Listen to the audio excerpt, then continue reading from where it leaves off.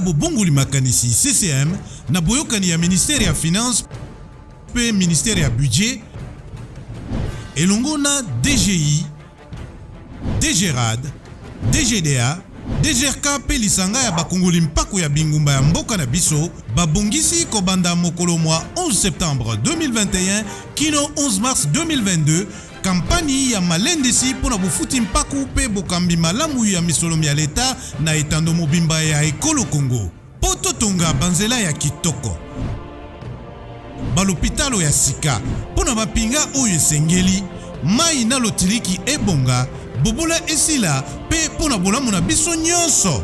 Bandeko bafuti mpaku baimboka pe bapaya ndeko tata ndeko mama tosengami biso banso kofuta mpaku kasi bino pe bandeko bakambi boyangela misolomi ya leta na ndenge elongo bani tofuta mpaku po totonga mboka na biso biso nde tobongisa Congo. Je commencerai par annoncer d'abord la numéro et la transco de texte à carburant chaque matin à 5h du matin. Ce moment, les Xango et les Kapenaba, les bus transco qui vendent les carburants à 5h du matin. Ah ouais, et ça la Kitambo, 5h du matin vers Kitambo, le bus transco numéro 659, numéro 682. Numéro bus transco 659, numéro bus transco 682. Donc chaque matin à 5h, ils vendent les carburants vers Kitambo. Donc ma texte à la carburant. Bus transco, superviseur la banque Bazalia, que le bus transco, qui est ce chauffeur en bus transco 659, 682, au texte à la carburant chaque matin vers Kitambo. UDPS vivant. Parlement état des droits vivants. Et tiens la moulomba super, héros national vivant.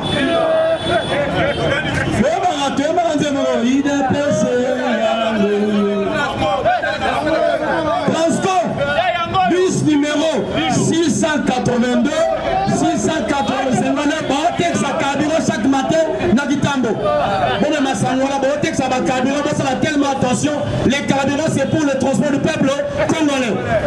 UDPS vivant. Chers Congolais, ce qui déjà cardinal a comment l'élaborer. Ce qui déjà mon conzi, ce qui comment à l'élaborer. Ah, bah catholique. Bah catholique. Je ne me sens plus en sécurité dans la ville de Kinshasa. Mais nous, les Kinshasa.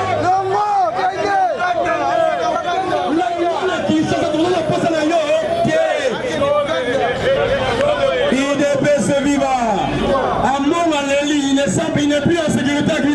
Mais l'union de parce que vous allez mourir. Vous allez le costo Yanini, Yamongo.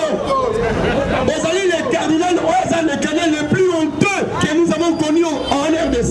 Mamine, le costo Yamongo, et l'unique chrétien enseignement, comme on le peut à Mongo.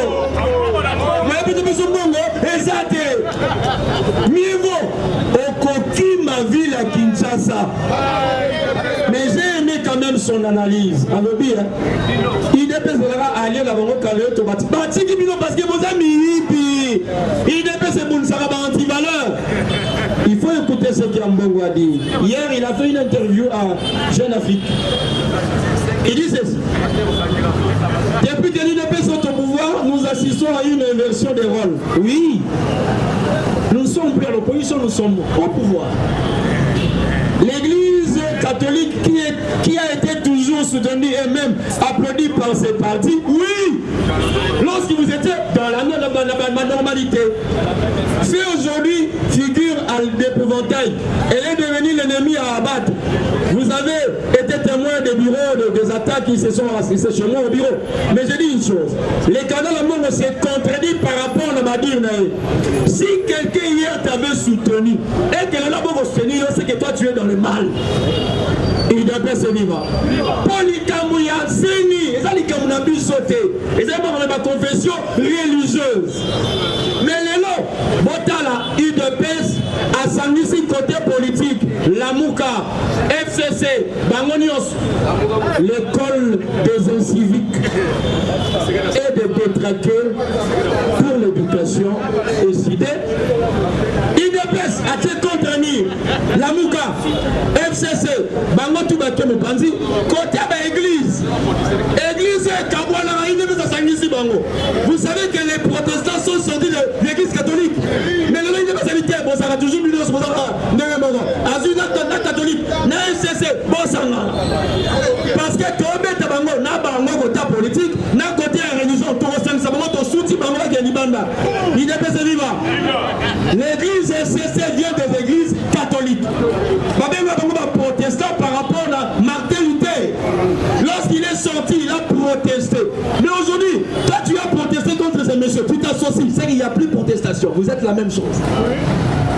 Nabango, Naba orthodoxe, Naba redox, Naba sokiba tridox, nous basangani contre le pouvoir à partir. Mais Bobo Sani Nogomongo, l'Israël comme État est vivant à 90% des touristes. Parce que le monde entier va un vestige sur l'histoire de Jésus sur la terre. Il doit pas se vivre. Le président hier est allé sur le président Israël. Israël avait la présenté. C'est comme en Angleterre. On a mis le premier ministre, mais il y a la reine Elisabeth. C'est comme en Allemagne, il y a le président allemand, mais vous verrez tout souvent la chancelière, Angela Merkel. C'est comme en Israël, on a mis le premier ministre, mais le président est juif. Et là, hier le président était avec le président juif. À sa sortie, lorsqu'on tombe, il y a Jésus. La tombe de Jésus, c'est pour voir les réalités de l'histoire. La tombe est vide, mais on vient pour honorer celui qui est le Seigneur des Seigneurs. Il devait se vivre. Lorsque le président est arrivé, mais l'histoire, il y a Fatih. Les Congolais doivent lire l'histoire. Le président, lorsqu'il était dans la tombe de Jésus, ici chez vous, il y a eu la pluie. C'était hier. Dans la zone contre la tombe de Jésus, chez vous, il y avait la pluie. La pluie a deux signes. Lorsqu'il pleut, il y a deux signes. Il y a ceux qui sont submergés et ceux qui sont élevés. L'histoire de Noé. Missou Bazinda qui m'a Noé était élevé. Et hier, Batu Bazinda qui m'a allé. Je ne me sens plus à l'aise à Kinshasa. Vas-y là-bas.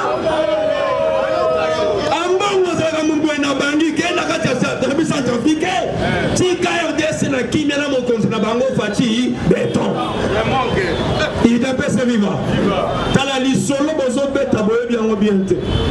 Un élu de Dieu, un providentiel, a toujours un signe. Un signe éclat. Pape François a déclaré avant-hier que Azali mal à l'aise d'avoir nommé à la tête de l'église catholique de Kinshasa un politicien au lieu d'être ecclésiastique. Parce que quand on dit ecclésiastique, c'est l'homme qui est par rapport à l'église. Quand c'est politicien, il est politicien. Au lieu d'être ecclésiastique, il est trop politicien. Nous sommes côté maman évité. Les solos, il y a politique, en bon oui politique. Pendant que à bon c'est que titre cardinal les artistes mauvais politique. Parce que pour être cardinal, on pose même la question au président de la République, est-ce que tu acceptes ces messieurs? Il va dire oui ou il va dire non. Il doit pas se vivre.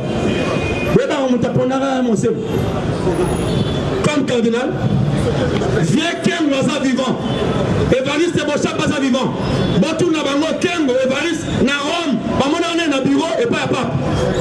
Quand vous êtes na pape, papa la vie passer par ces bureaux, vous verrez les décideurs du Congo. Il est là. Baf, on n'a pas de problème, on va Vimba. Il dépêche se vivre. Il y a quoi dans le pouvoir? Il y a un bon. C'est Fatino. C'est Félix. Il y a un monde Félix a une cérémonie pour honorer. Parce qu'il y a honoré, il y a comme il y a Bifalo. Il dépêche se vivre. Félix, filme-moi quelques les autres états bien. Bien. 2023 élection ça. 2023 élection, c'est ça. Yamoun. 2023 élection, c'est ça. On va prendre un mouton de la ville.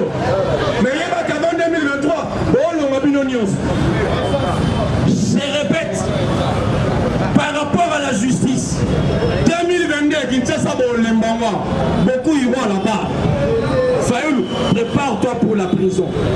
Mouzitou, toi voleur de naissance, prépare-toi pour la prison. Moïse Katoumi déclassé, va en Zambie ou bien tu resteras ici en prison. Parce que le barbi de Kengrat sera arrêté tantôt. Pas plus tôt, tantôt plus tôt, mais pas tellement loin. J'ai dit une chose, j'ai parlé de trois noms. Mouzitou, Fayoulou, toi, Kabila, vous devez être arrêté. Il te peut se vivre. Parce que si Kabila demeure, je laisse il y a Angleterre, il y a BBC. Je sais que c'est par rapport à la folie, par rapport à la fourberie. Elle a dit que Félix a terminé avec des gens qui s'opposent parce qu'ils ont l'argent. L'argent qu'a Moïse Katoum, l'argent qu'a Kabila et consort, l'argent qu'a le Keïta Ndiang, c'est l'argent de la RDC. C'est notre argent. Alors, ça attention, ceux qui manquent la domination du Konaïd. Parce que l'argent, c'est sa force. L'argent, c'est son héritage. L'argent, c'est son sol. Alors, le sol congolais ne connaît pas la puissance de Kabila, non. Il devait se vivre. Et chose grave, n'oubliez pas que le jour de l'investiture de Félix, Kabila avait tout remis entre les mains de Félix. Et l'armoirie, c'est que vous oubliez. Kabila a dit bien que et pas Félix à aucun moment. Chers Congolais,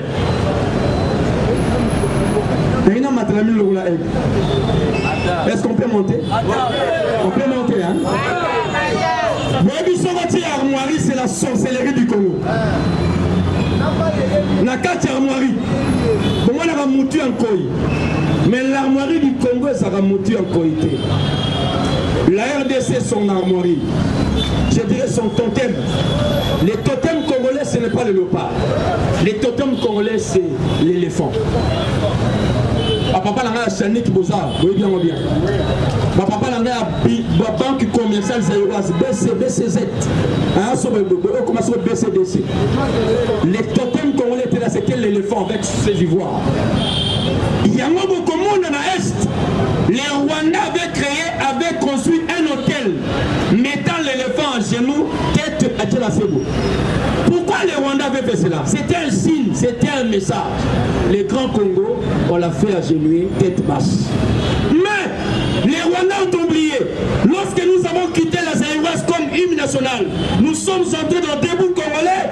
L'hymne dit ceci: Debout Congolais, unis par les sons, unis dans l'effort pour l'indépendance. Dressons nos fronts, longtemps courbés. Debout. Les fronts des Congolais sont maintenant debout. Personne ne peut battre la RDC, il ne peut pas vivre. Nous sommes debout, nos fronts sont debout. Et personne ne peut nous faire fléchir. Ils vont fléchir, ils ne peuvent pas vivre. Et ils ont oublié une chose. Fatih, à la prise du pouvoir, il a d'abord remis à Dieu le pouvoir. Il a dit: Dieu, prends le pouvoir. Toi, tu seras roi, moi ton serviteur. Et la Bible dit ceci: tout chez nous fléchit devant le nom de Jésus. Ils vont tous fléchir. On dit même François, quand vous Fatih hier, au lieu que Fatih a baisé François qui a mis Fatih a baissé chaise. Parce que tous chez nous doivent fléchir devant le Fils de Dieu. Il te paie ce vivant. Depuis hier, on a appelé Fatih un nom en Israël, on dit Fils d'Israël. Vous l'avez mis en vote, depuis l'objet, Babel est fils d'Israël. Moi, je suis Israël. Alors, il faut interpréter. Qui veut dire Israël? D'où est venu Israël? Son nom n'était pas Israël, son nom c'était Jacob. Jacob veut dire celui qui volait le pouvoir d'autrui. Dieu a dit non, avec Jacob voleur, je ne peux pas. Mais je change ton nom maintenant en Israël. Israël veut dire vainqueur. Il a lutté, il a vaincu. Il a tenu Dieu jusqu'à la matinée. Et Dieu a dit: je te bénis. Et c'est comme ça maintenant que tu es Israël. Oui, quelqu'un vient de nous parler.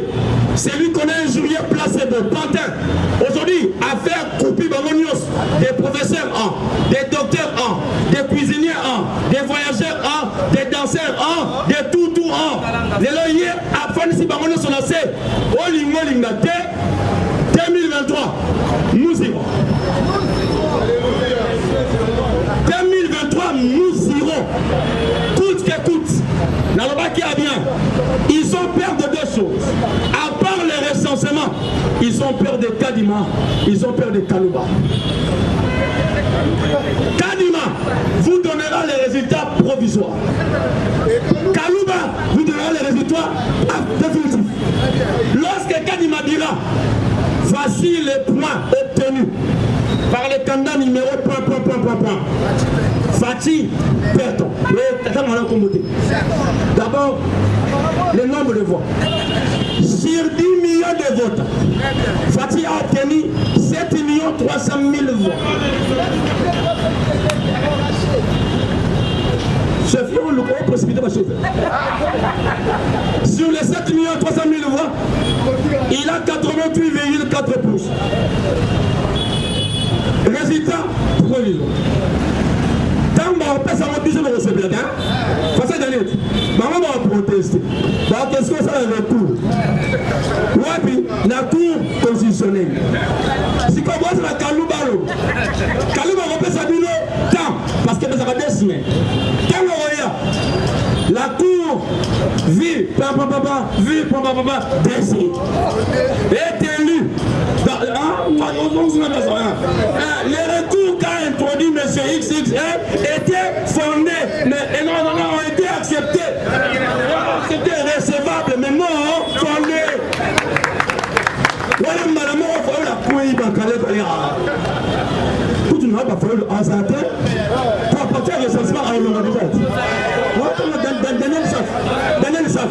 Vous n'avez pas dit à quoi? Chers combattants, moi je suis fier. Ngana Zapré, tu es si bango, si on a une élection, dans l'élo, là qui n'a pas une élection pas. Là qui les 6, maintenant on va entendre les 6. Pour apprendre Binoneni Balaba les Arabes. Les 6. Tout petit que la Binobo Tambala. Pour s'opposer à la Binoté. Mais les 7, les 8, il sera là. Ça va démontrer la force, la fatigue béton. Il doit se vivre. Déjà, les 4 va conscient, mais il y a les 6. On a dit bateau bien.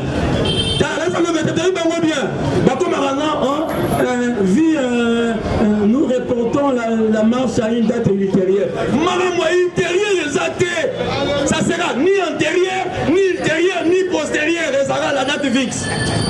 Parce que si vous salez en côté, vous avez dit Kabila Mandev. Tout ça, nous Sibino, pour mettre ensemble. Mais je regrette, parce que depuis hier, j'ai écouté quelques fidèles de l'église catholique. Ils regrettent parce qu'ils seront excommuniés. Pourquoi être excommuniés? Parce que le monsieur qui les encadre, c'est un monsieur qui est sadique. Quand un sorcier marche avec vous, c'est qu'il fait la volonté de son père. Il appelle ce vivant. Et le père d'un sorcier, ce n'est pas Dieu, c'est Satan le diable. Donc l'église catholique maintenant est dirigée par Satan le diable qui parle de n'importe quoi. Mais ma belle Zara, ceux qui nous donnent le diable, Azara sage, ni intelligent. Il est tellement malin. Mais la malignité a fait qu'en bas on puisse tomber tellement bas et c'est la base pour. Il doit persévérer. Chers combattants, aimons-nous. Soudan, soyez ensemble, appuyons ceux qui sont nôtres. Quand je dis nôtres, ministre, député, président, tous ceux qui sont nôtres, pour appuyer Bango. Parce que l'adversaire devant nous, a la multiforme, a ça en même temps religieux, en même temps politique et en même temps voisin. Faites attention, l'adversaire a su ma forme. Parce que si on a mis l'adversaire, bientôt on bête dans les vies. Mais une épaisse. La politique moins sombre, il y a un comprendre pour dévoiler le binom. Il n'y a personne qui m'a dit on va avoir un mot pour critiquer Félix. Allô, et yo ce qu'on a bango. Tant on a bango, bazon assis. Ce qu'on nous commande est pour là. Il n'est pas vivant. Pour pollution nous confond. Mais nous disons ceci pour Félix. Rien au monde ne peut nous séparer de notre président. Rien. Même nos ministres, nos députés, on doit les appuyer pour mettre hors d'état de nuire tous ceux qui sont contre nous. Il n'est pas vivant. Ministre, député, président, tout. Premier ministre, appuyons-les. Pour le moment, il est en temps. Soba, ça n'est rien. Ensemble, groupe et ensemble. Babalou Kélié, l'ensemble majorité, c'est entre les mains de Félix. Il n'est pas vivant. Mais Monassou Moussika, Balingi Toko Baboye, pour Félix 2023 à la président, mais tous à la buté dans le Parlement, ma coalition. Nous ne voulons pas qu'en 2023 que nous puissions avoir la coalition. Nous voulons qu'en 2023 nous puissions avoir la majorité parlementaire. IDPS doit mettre en activité son projet de société qui s'intitule Le peuple d'abord. IDPS est vivant. IDPS est vivant. Merci, bonne journée à tous. Bon appétit, bonne culture. Et bonne chose.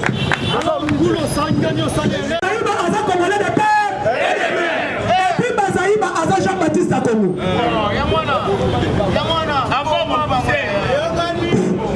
Bazaïba Aza Jean-Baptiste à Congo. Alors bah dit que Messi à Koya. Mais il y a quoi tu dis est-ce qu'il y a des Messi? Alors ben la bise na congrès. Fati c'est Josué. Mais à Bongi, alors dit est-ce que vraiment il y a des Josué? Le loi coup d'amina fait bien Josué. Alors dit que problème à la muka ezaki na combat Tshisekedi. Bise na tondi maki na tosala amen. Mais Tshisekedi a dit non, kaba na tosala la muka.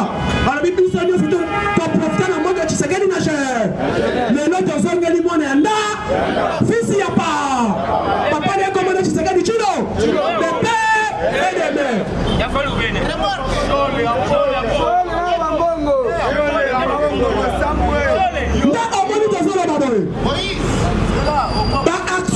Chef de l'État faut soutenir Yango.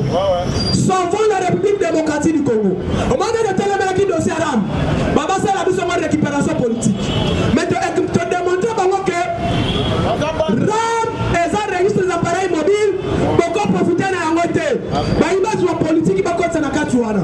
Mais il va quitter parce qu'on était déterminés. Les lois ont le bassouni. Sauvons le Congo et sauvons Fati. Soutenons tous les membres du gouvernement qui se quittent pour travailler maintenant. Commençons par les ministres médiateurs du gouvernement. Ce qu'on a dit, Mouto va attaquer ce qui est dans sa main. Dans le gouvernement Fati, Mouto a cette dynamique fort. Bababundisa. Babandi Babundisa qui passe comme parce que vous n'êtes pas parti à Gombe. Que le dit de son essai mouquet, pour démontrer que nous avons force nous les compétences. Babandi Babundisa gratuité harcèlement avec Tony moi ma meilleur joueur. Mais on est déterminé pour avoir cocaïne et ça. Tony moi ma bonne la bécole y aller. Tony moi ma bonne la bécole y aller. Fiti homme y a gratuité de lancer. Ballon wana. Baza créé. Ce côté li ba poussa ka batili balé. Tony moi ba kibasa. Tony batuana. Katumbi kabila boko bimisa mbongo nyonso tout. Mais bon kokate parce que tu sais que la lobaka yango déjà. Alors Kabila va corrompre même tout le monde. Mais à Kokoka, ne on pas corrompre Basili, Bakasana Akasoma, Katum Kabila, Soriano, Madid, Basali associé à Bango, mais vous êtes des hommes. Il y a une seule individu, une union sacrée dirigée par Fatima. Et donc, Kounaya Aziba Congolais, Bakibasa, Babaati, Batontori, Papa, Bamana, Bamama, Bamanio, Nyoso, Bamoso, Tofanda, Tonga Congo, Fachi Fanana, Bamoso, Tonako, Congo, Fachi Fanana, Kibasa, Tonako, Congo, d'être aux Baboy. Bato, Bato, travailler malade dans le gouvernement Tshisekedi, faut qu'on te voit que la banque va éloge. Faut pas que la banque éloge, base à la déterminer, va les battre, va continuer à Moussala, la banque va saler à Malam. D'être il est là, totalement que Madame Fifi a démontré ma capacité de retourner à autoroute na Kata, na Kolwezi. Oh, Ngobila na Kini azo salate. Ngobila gouverneur ya baso banyo.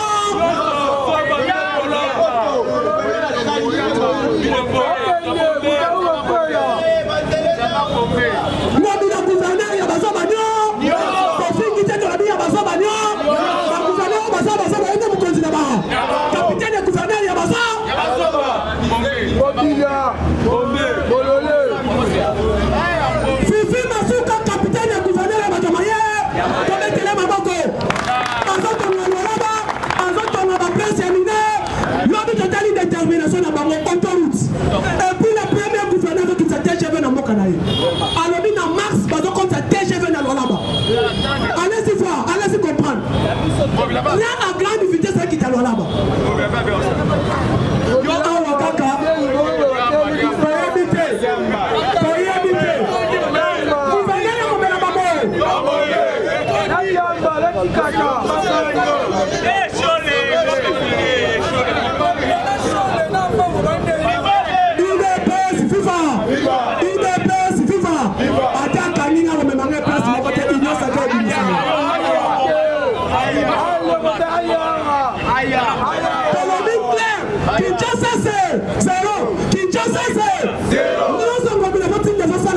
pouvoir de Nzamba Lignan.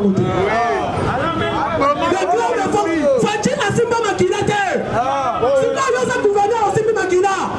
Problème à lui, besoin d'en avoir partout. On console la Moussala Malamou. Le roi Tikakin. IDPS viva! IDPS viva! IDPS viva! Il y a un combattant pour son de la cité qui n'est pas la mobile. Des grands de faire mobile. Asalanini, Akende.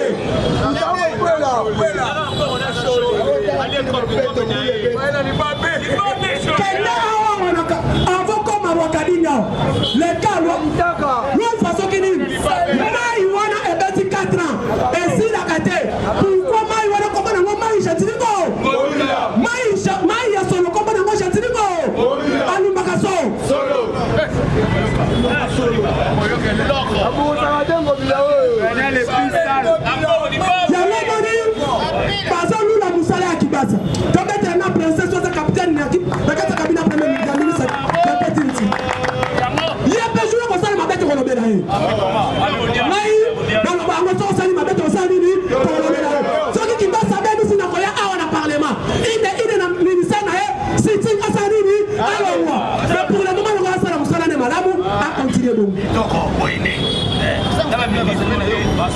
L'unique ministère n'a moins de 3 mois et continue 297 millions d'euros.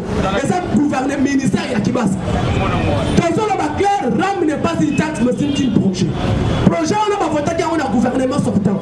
Et les cas na bureau Mabunda. Mabunda, les gars na bureau, qui s'en fout, va voter projet.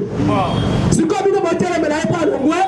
Papa, les gens qui vont y aller, alors moi, beaucoup y va y aller. Moi, qui est dans la banque, na compte le gouvernement petit qui na maison. Soutenons-nous.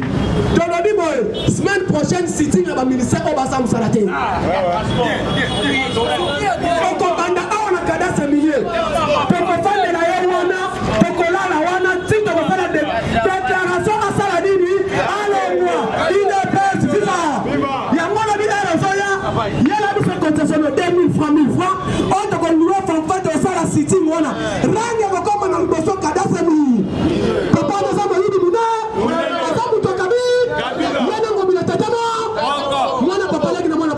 Merci beaucoup. Nous sommes soutenus, nous sommes bien à plus de 143, 89, 86, 52, 097. Plus de 143, 89, 86, 52, 097. C'est bien qu'il prenait Joseph José dans le côté politique.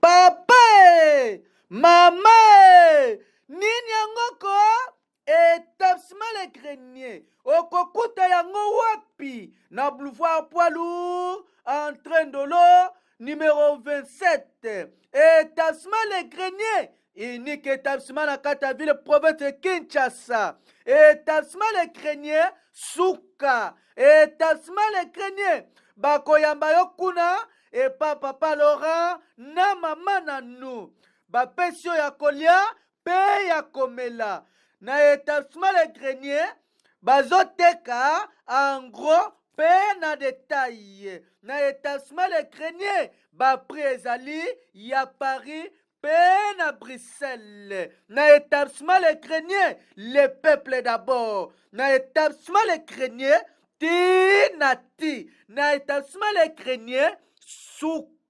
suka ya makambo.